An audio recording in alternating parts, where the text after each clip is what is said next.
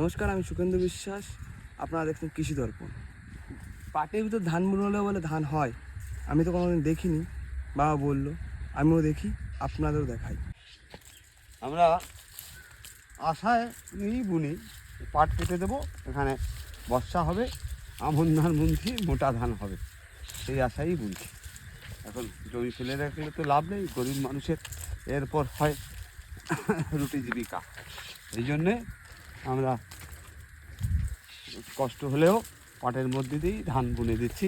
পাট কাটবো, ধান এখানে বর্ষা হবে, গজিয়ে যাবে, আবার আমন ধান জলের হয়ে যাবে, এই আশাই বুনছি।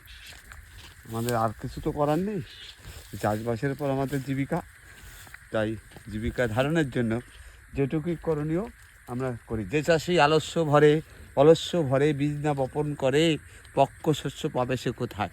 জমি ফেলে রাখলে তো আর হবে না, যখন যদি বুনে রাখি হতেই পারে, এই আশাই বলি।